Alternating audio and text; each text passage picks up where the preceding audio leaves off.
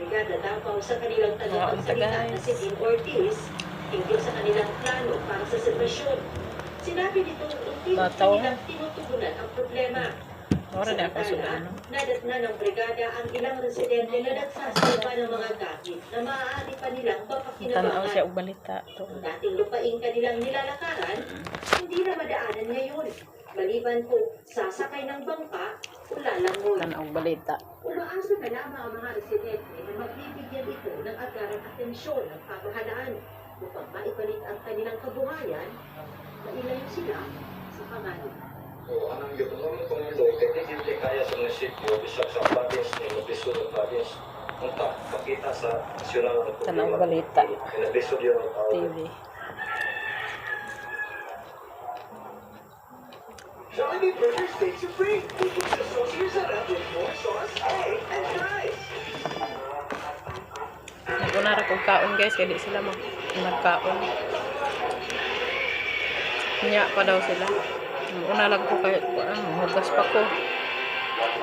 Mahimasa pa ko. Hugasan pa na ko ning agi na ko nga salintuan ng mga kuan. Hugason. Nakatulog live si Maki Bonito. Kung partner guys, dugay kayo siya mo kuan. Kaon na ining ubi. Kay busog man siya dito.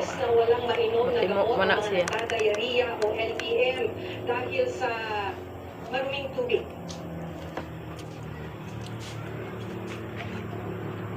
Mula sa highway, sa kanyang motorsiklo, nasa pagpupulong itong biyahe hanggang sa sentro ng Barangay Cantuan.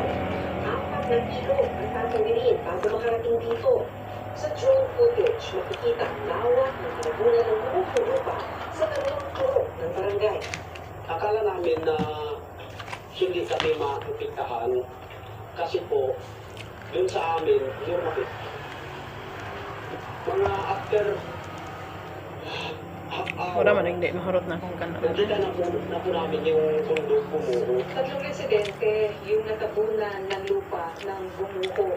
Yung bahaging yun ng bundok kung nasaan yung 2 purok ng barangay na ito.